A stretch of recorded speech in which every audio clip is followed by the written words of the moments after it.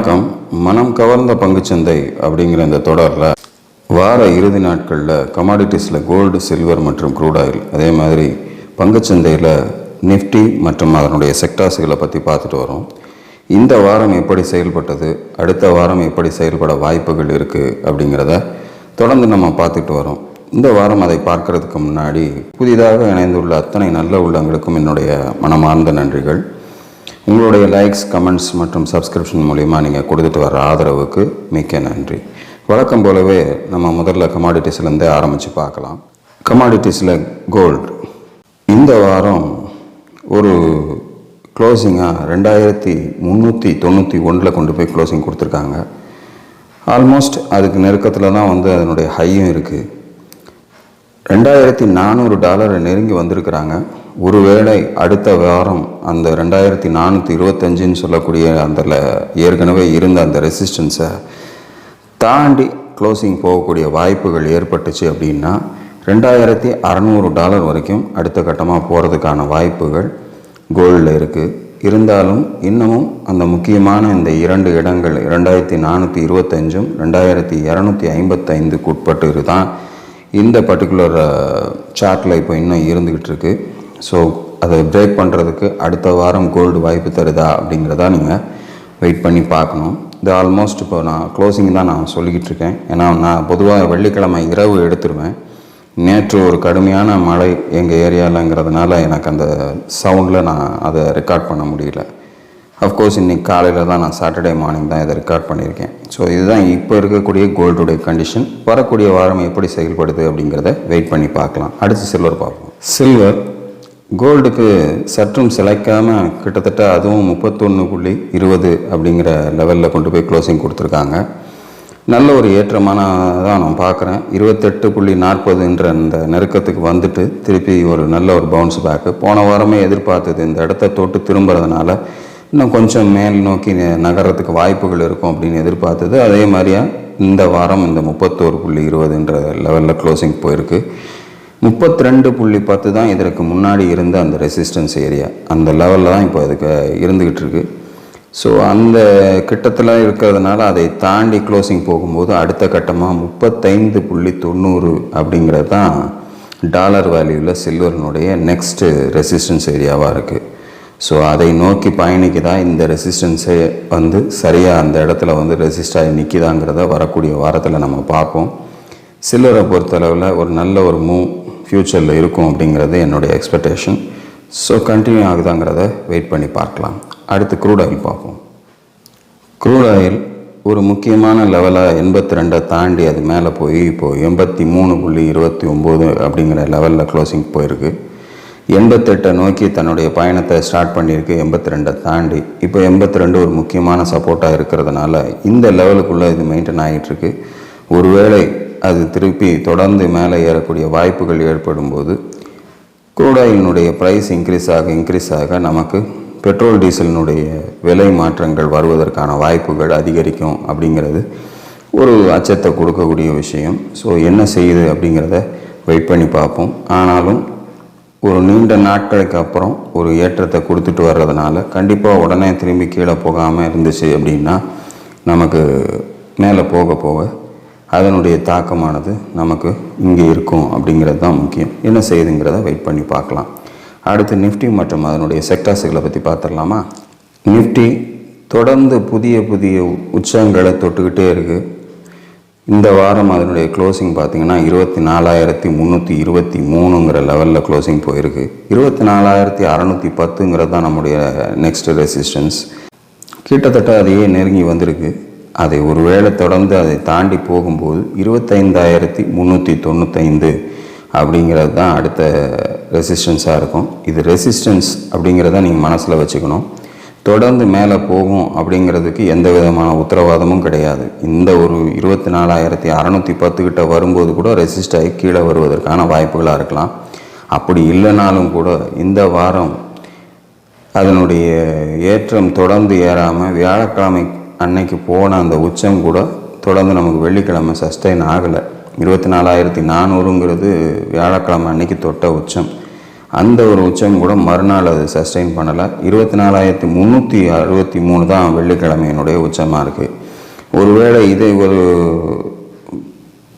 லெவலாக எடுத்துக்கிட்டு திரும்பி கீழே வந்துச்சு அப்படின்னா, இன்கேஸ் அது வரக்கூடிய இடம் வந்து அடுத்த ஒரு லெவலாக நமக்கு 23,750 அப்படிங்கிற லெவல் வரைக்கும் கூட மினிமம் வந்துட்டு போகலாம். ஒரு சின்ன கரெக்ஷன் அப்படிங்கிற மாதிரி வந்துட்டு போகலாம். அதுக்கு அடுத்த லெவலாக நம்முடைய ஏற்கனவே கொடுக்கப்பட்ட சப்போர்ட்டான 23,360ங்கிறது இருக்குது. ஸோ என்ன செய்யுது, இங்கேருந்தே தொடர்ந்து மேலே போகுதா, இல்லை ஏதாவது ஒரு சின்ன கரெக்ஷன் கொடுத்துட்டு மேலே போகுதாங்கிறத வரக்கூடிய வாரத்தில் வெயிட் பண்ணி பார்க்கலாம். அடுத்து செக்டார்ஸுகளை பார்க்கலாமா? செக்டார்ஸுகளில் நம்ம வழக்கமாக முதல்ல பார்க்குறது நிஃப்டி பேங்க். நிஃப்டி பேங்க்கை பொறுத்தளவில் உண்மையாகவே வெள்ளிக்கிழமை அன்னைக்கு ஒரு சின்ன சரிவோடு தான் முடிச்சிருக்காங்க. நல்ல ஒரு ஏற்றத்தை கொடுத்துருக்கு வியாழக்கிழமை அன்னைக்கு. அது போனது தான் ஒரு புதிய உச்சம். 53,357ங்கிறது தான் புதுசாக போன ஹைட். அதுலேருந்து 52,660ங்கிற மாதிரி வெள்ளிக்கிழமையில் கொண்டு வந்து க்ளோஸ் பண்ணியிருக்காங்க. 54,360 தான் நம்முடைய அடுத்த ரெசிஸ்டன்ஸ். சப்போர்ட்டுன்னு பார்த்தீங்கன்னா 51,850. இந்த லெவலில் போன வாரத்துக்கு க்ராஸ் பண்ணி அந்த லெவலுக்கு மேலே கொண்டு வந்து நிறுத்தினதை இந்த வாரமும் மெயின்டைன் பண்ணியிருக்காங்க அப்படிங்கிற மாதிரி தான் எடுத்துக்கணும். இருந்தாலும் ஒரு சின்ன கரெக்ஷன்ன்றது அதில் வந்திருக்கிறத நம்மளால் பார்க்க முடியுது. ஸோ ரீடெஸ்ட் பண்ணலாம். ஒரு வேளை 51,850 வந்து அடுத்த வாரத்தில் ரீடெஸ்ட் பண்ணிவிட்டு கூட திருப்பி மேலே போகலாம். கட் பண்ணி கீழே வரும்போது நம்ம கொஞ்சம் உஷாராகவே இருக்கணும் அப்படிங்கிறத ஞாபகம் வச்சுக்கோங்க. பட்ஜெட் நெருங்கி வந்துக்கிட்டு இருக்கிறதுனால எது வேணாலும் நமக்கு மாற்றங்கள் கொடுத்துக்கிட்டே இருக்கலாம். நல்ல வகையிலையும் இருக்கலாம், சில நேரங்களில் மோசமாக போகிறதுக்கும் சில மாற்றங்கள் வரும்போது நம்ம காத்திருந்து அதை அனுபவித்துக்கணும். அதுக்கு தகுந்த மாதிரி நம்மளை தயார்படுத்திக்கணும். இப்போதைக்கு பேங்க் நிஃப்டியை பொறுத்தளவில் இந்த சப்போர்ட்டையும் ரெசிஸ்டன்ஸையும் எப்படி மெயின்டைன் பண்ணுறதுன்றதை வெயிட் பண்ணி பார்ப்போம். அடுத்து ஃபின் நிஃப்டி பார்ப்போம். ஃபின் நிஃப்டி இதுவும் வெள்ளிக்கிழமை அன்னைக்கு ஒரு சதவீத சரிவில் தான் முடிஞ்சிருக்கு. இருந்தாலும் 24,050 அப்படிங்கிற அந்த உச்சத்தை, அதாவது நம்முடைய ரெசிஸ்டன்ஸை நெருங்கிட்டு அதன் பிறகு இந்த இறக்கத்தை கொடுத்து 23,641 இந்த வாரம் க்ளோசிங் கொடுத்துருக்காங்க. ஸோ அந்த ரெசிஸ்டன்ஸை வந்து ஒரு ரெசிஸ்ட் ஆகக்கூடிய சந்தர்ப்பத்தை ஏற்படுத்திக்கிட்டதுனால ஒரு சின்ன, நான் சொன்ன மாதிரி ஒரு இறக்கம் வந்து கூட அடுத்து அதை தாண்டி மேலே செல்லலாம். கீழே சப்போர்ட்டுன்னு பார்த்தீங்கன்னா 22,860 அப்படிங்கிறது இருக்குது. எந்த தூரத்துக்கு அது கீழே வருது அப்படிங்கிறத வரக்கூடிய வாரத்தில் பார்ப்போம். அப்படி ஒரு வேளை அந்த ரெசிஸ்டன்ஸையும் கட் பண்ணி மேலே போகும்போது அடுத்த லெவலாக 24,850 அப்படிங்கிறது நிஃப்டி ஃபின் சர்வீஸில் நமக்கு அடுத்த கட்டமாக இருக்குது அப்படிங்கிறதையும் ஒரு கணக்கில் வச்சுக்கோங்க. ஆனால் இந்த லெவலை தாண்டுற வரைக்கும் நம்ம அந்த லெவலை நம்ம எதிர்பார்க்க முடியாது. கீழே சப்போர்ட் ஏரியாவையும் நம்ம மெயின்டைன் பண்ணிக்கிட்டே தொடர்ந்து இதனுடைய மூமெண்ட்டை வாட்ச் பண்ணுங்கள். வரக்கூடிய வாரத்தில் என்ன செய்யுதுங்கிறத வெயிட் பண்ணி பார்ப்போம். அடுத்த செக்டர் நிஃப்டி ஐடி. தொடர்ந்து இறக்கத்தில் இருந்துக்கிட்டு இருந்த இந்த பர்டிகுலர் செக்டர் இப்போ தொடர்ந்து ஒரு 3-4 வாரங்களாக நல்ல ஒரு ஏற்றத்தை கொடுத்து கிட்டத்தட்ட 37,720 கொண்டு போய் க்ளோசிங் கொடுத்துருக்காங்க. 38,840 அடுத்த ரெசிஸ்டன்ஸ், அதை நோக்கி தான் அதனுடைய பயணம் போன வாரம் பூரா தொடர்ந்து நடந்திருக்கு. இன்னும் தொடரக்கூடிய வாய்ப்புகள் இருந்தால் இந்த ரெசிஸ்டன்ஸை தொடுவாங்க.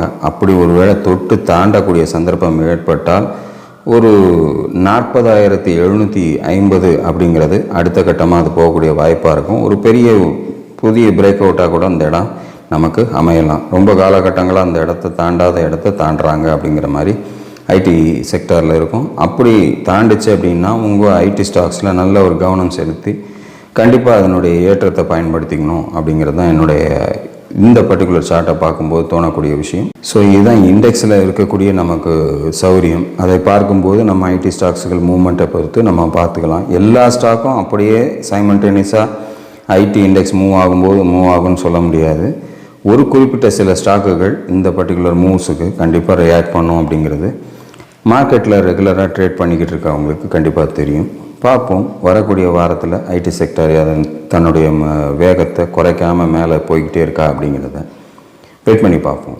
அடுத்த செக்டர் நிஃப்டி பார்மா. 20,470 அப்படிங்கிறது நம்ம நெக்ஸ்ட் ரெசிஸ்டன்ஸாக இருந்துச்சு. கிட்டத்தட்ட ஒரு கம்பியில் கொண்டு போய் மாட்டின மாதிரி அந்த இடத்த போய் தொட்டுட்டாங்க. 20,453 இந்த வாரம் க்ளோசிங் இருக்குது.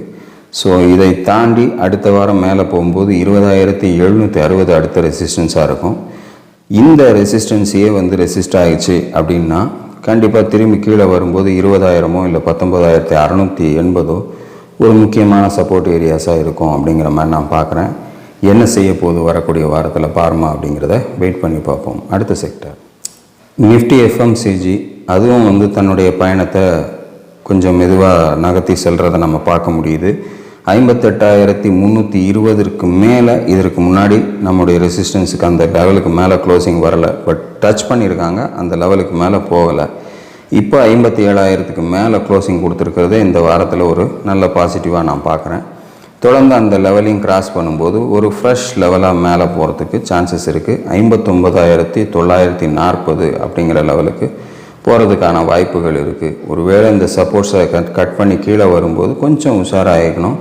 மேலே கட் பண்ணி போகும்போது நம்முடைய எஃப்எம்சிஜி ஸ்டாக்ஸில் நல்ல ஒரு வருமானம் வருவதற்கான வாய்ப்பை இந்த பர்டிகுலர் இண்டெக்ஸ் ஏற்படுத்தி கொடுத்துட்ருக்கலாம்.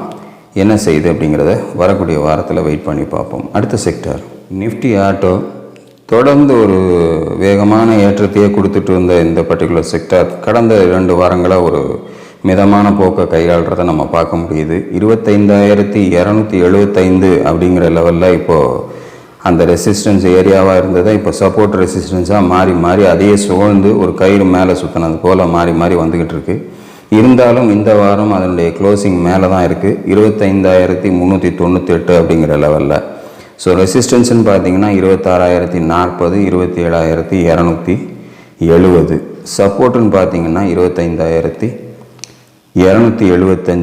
24,490 முக்கியமான சப்போர்ட்ஸாக இருக்கும். ஸோ இந்த ஒரு சைட்வேஸ் மூமெண்ட்டு பிரேக் ஆகி எந்த பக்கம் வலிமையாக மாறுது அப்படிங்கிறத கொஞ்சம் உஷாராகவே வாட்ச் பண்ணுங்கள் ஆட்டோ ஸ்டாக்ஸில் ஸ்டாக் வச்சுருக்கிறவங்க. அடுத்த செக்டர் நிஃப்டி ரியாலிட்டி, 1120 அப்படிங்கிற ரெசிஸ்டன்ஸ் ஏரியாவை கட் பண்ணி போன வாரம் கீழே கொண்டு வந்து க்ளோசிங் கொடுத்தாங்க. இந்த வாரம் பெரிய ஏற்றமும் இல்லை, கிட்டத்தட்ட அந்த 1120 கிட்ட தான் கொண்டு போய் 1119 க்ளோசிங் கொடுத்துருக்காங்க. ஸோ முயற்சிகள் தொடர்ந்துக்கிட்டு தான் இருக்குது ரியாலிட்டியில் மேலே கொண்டு போகிறதுக்கு. நீங்களும் அதை கவனம் செலுத்தி அடுத்த ரெசிஸ்டன்ஸான 1180 நோக்கி பயணித்தா மட்டும் நம்முடைய ஸ்டாக்ஸுகளை இந்த பர்டிகுலர் செக்டரில் உள்ள ஸ்டாக்ஸுகளை மெயின்டைன் பண்ணுறதுல நமக்கு வாய்ப்புகள் இருக்குது. கீழே சப்போர்ட்டுன்னு பார்த்திங்கன்னா 1040. ஸோ அதை நோக்கி வரும்போது ப்ராஃபிட் புக் பண்ணிக்கிறது நமக்கு அட்லீஸ்ட் ஒரு 50% ரியாலிட்டி ஸ்டாக்கில் நம்ம ப்ராஃபிட் புக் பண்ணி வச்சுக்கிறது நல்லது. தொடர்ந்து இந்த வரக்கூடிய மாதத்திலேயே மாத கடைசியில் நமக்கு பட்ஜெட் வர்றதுனால இன்ஃப்ராஸ்ட்ரக்சர், ரயில்வே, பேங்கிங் மற்றும் சில செக்டர்ஸ் எதெல்லாம் எதிர்பார்ப்புகள் இருக்கோ, நமக்கு நியூஸ் வந்துகிட்டு இருக்கோ, அந்த செக்டர்ஸ்லாம் நம்ம கொஞ்சம் கவனம் செலுத்திக்கிட்டே இருக்கிறது நல்லது. என்ன செய்யுன்னு சொல்ல முடியாது, என்ன சொல்லுவாங்கன்னு சொல்ல முடியாது. எல்லாமே ப்ரெடிக்ஷன்ஸ் மாறக்கூடிய வாய்ப்புகள் இருக்குங்கிறத சில நாட்களுக்கு முன்னாடி நம்ம பார்த்த விஷயங்கள் நம்மளை கவனத்தை ஈர்த்துது. அது மாதிரி பட்ஜெட்டில் என்னெல்லாம் சொல்லப்படுங்கிறத 1000 சொன்னாலும் சொல்லப்படுவது மட்டும்தான் நமக்கு உறுதியானது. அது வர வரைக்கும் நம்ம சில விஷயங்களை கவனத்தோடு பார்த்துக்கிறது நல்லது. ரியாலிட்டியில் நீங்களும் கவனமாக இருங்க அப்படிங்கிறது தான் இப்போ என்னுடைய தோணல். பார்ப்போம் வரக்கூடிய வாரம் ரியாலிட்டி என்ன செய்யுதுன்ட்டு. அடுத்த செக்டர் நிஃப்டி மெட்டல், 9,805 மேலையும் கீழையுமா சுற்றி வந்துக்கிட்டு இருக்கு கடந்த 3-4 வாரங்களாக. அதுலேயும் ஒரு பெரிய மாற்றங்கள் இல்லாமல் இருக்கிறதுனால அடுத்து அதனுடைய மூவ்ஸ் எந்த பக்கம் இருக்கோ அந்த பக்கம் ஸ்ட்ராங்காக இருக்கும் அப்படிங்கிறது தான் நம்முடைய எண்ணம். 10,420 தான் ரெசிஸ்டன்ஸ், கீழே 8,950 தான் அதனுடைய சப்போர்ட். ஸோ கீழ் நோக்கி வரும்போதும் நம்ம கேர்ஃபுல்லாக இருக்கணும், மேல் நோக்கி செல்லும்போது அதை விட நம்ம அலர்ட்டாக இருந்து நம்ம பொசிஷன்ஸை எப்படி க்ளோஸ் பண்ணணுமோ அப்படி க்ளோஸ் பண்ணிக்கிறது நல்லது. ஸோ மெட்டலை பொறுத்தளவில் இன்னும் ஒரு மாற்றமானது பெருசாக வரலை கடந்த 3 வாரங்களா அப்படிங்கிறது தான் இப்போ இருக்கக்கூடிய சூழ்நிலை. பார்ப்போம் வரக்கூடிய வாரம் எப்படி செயல்படுதுன்ட்டு. அடுத்த sector Nifty oil and gas, ஒரு நல்ல ஒரு உச்சத்துக்கு போயிருக்கு. 12,576 அப்படிங்கிறது தான் வெள்ளிக்கிழமை க்ளோசிங்கில் அது மேலே போயிருக்கிறது. கிட்டத்தட்ட 2% நெருங்கியிருக்கு அன்றைக்கி ஒரே நாளில். 12,650 தான் நம்முடைய அடுத்த ரெசிஸ்டன்ஸ். ஸோ அதையும் தாண்டி ஒரு மேலே ஸ்ட்ராங் க்ளோசிங் போகும்போது 13,635 அடுத்த கட்டமாக வரத்துக்கு நிஃப்டி ஆயில் அண்ட் கேஸ் செக்டர்ஸில் நமக்கு வாய்ப்புகளாக இருக்கும். கீழே ரொம்ப பெரிய தடையாக இருந்த 12,000 தாண்டி இப்போ ஃப்ரெஷ்ஷாக மூவ் எடுத்திருக்கிறதுனால க்ரூட் ஆயிலும் மேலே போகக்கூடிய சந்தர்ப்பம் ஏற்பட்டிருக்கிறது. நமக்கு இது மேலே போகிறதுக்கு ஒரு வாய்ப்பு கொடுத்த போல் தெரியுது. தொடர்ந்து இதனுடைய ஏற்றம் கண்டினியூ ஆச்சு அப்படின்னா ஆயில் அண்ட் கேஸ் செக்டர்ஸில் நம்ம வச்சுருக்க ஸ்டாக்ஸுக்கு ஒரு நல்ல பலன் கிடைக்க வாய்ப்புகளாக இருக்கும். அப்படிங்கிறது தான் என்ன செய்து வரக்கூடிய வாரத்தில்ங்கிறத வெயிட் பண்ணி பார்க்கலாம். இதுதான் இந்த வாரத்துக்கான செக்டர் லெவல்ஸ். மொத்தத்தில் நிஃப்டியினுடைய ஏற்றமானது ஒரு வலிமையாகவே மேலே போய்கிட்டு இருக்கு. ஆனாலும் கூட எல்லா ஸ்டாக்குகள்லையும் நமக்கு நல்ல வருமானங்கள் இதை தொடர்ந்தே இருக்கா அப்படின்னா கொஞ்சம் சந்தேகம்தான். மிட் கேப் ஸ்மால் கேப்பில் வச்சுருக்கிறவங்களுக்கெல்லாம் பெரிய வருமானம் வந்திருக்க வாய்ப்புகள் இல்லை. இருந்தாலும் இண்டெக்ஸ் தொடர்ந்து ஏற்றத்தை கொடுத்துக்கிட்டே இருக்கிறது பங்குச்சந்தையை ஒரு வலிமையாக காட்டுறதுக்கான வாய்ப்பை கொடுத்துக்கிட்டே இருக்குது. என்ன செய்ய போகுது தொடர்ந்து வரக்கூடிய வாரங்களில் அப்படிங்கிறத வெயிட் பண்ணி பார்ப்போம். இன்னும் சில நாட்களில் பட்ஜெட்டுன்ற ஒரு விஷயமும் நமக்கு ஒரு முக்கியமான பகுதியாக இருக்கிறதுனால அதையும் நீங்கள் மனதில் வைத்து உங்களுடைய ஸ்டாக்ஸுகளை நீங்கள் மெயின்டைன் பண்ணுங்கள். வருமானம் மிக முக்கியம். அதை விட அதை எப்படி நம்ம இந்த மார்க்கெட்டில் திறமையாக எடுக்கிறோங்கிறது தான் மிக மிக முக்கியம். ஸோ அதை மனதில் வைத்து கொண்டு இண்டெக்ஸையும் ஃபாலோ பண்ணி உங்களுடைய ஸ்டாக்ஸுகளில் இன்வெஸ்ட் பண்ணுறதுக்கு முயற்சி செய்யுங்க. தொடர்ந்து என்னுடைய சேனலுக்கு ஆதரவு அளித்து வரக்கூடிய புதிய புதிய சப்ஸ்கிரைபர்ஸ் நீங்கள் என்ட்ராக எனக்கு ரொம்ப சந்தோஷமாக இருக்குது. அதே மாதிரி பல பேர் எனக்கு உங்களுடைய கமெண்ட்ஸ் மூலியமாக எனக்கு நன்றியை தெரிவிச்சுட்டு வரீங்க. தொடர்ந்து சொல்லக்கூடியவங்களை நான் நிறையா பார்க்குறேன். அவங்களுக்கு என்னுடைய மிகப்பெரிய நன்றி. ஏன்னா உங்களுக்கெல்லாம் 1000 வேலை இருக்கலாம். அதையும் மீறி நீங்கள் என்னுடைய சேனலில் பார்த்துட்டு அந்த கமெண்ட் பண்ணுறீங்க பாருங்கள். அந்த ஒரு சந்தோஷம் எனக்கு மேலும் உங்களுக்கு இந்த சேனல் மூலயமா உங்களோட நான் என்னுடைய தொடர்பை ஏற்படுத்திக்கிட்டு இருக்கணும் அப்படிங்கிற ஒரு வாய்ப்பை ஏற்படுத்தி கொடுத்துக்கிட்டு இருக்கு. மிக்க நன்றி. அடுத்த வீடியோவில் நான் எனக்காக தேர்ந்தெடுக்கக்கூடிய சில பங்குகளை உங்களோடு பகிர காத்து கொண்டு இருக்கிறேன். அதுவரையில் நன்றி, வணக்கம்.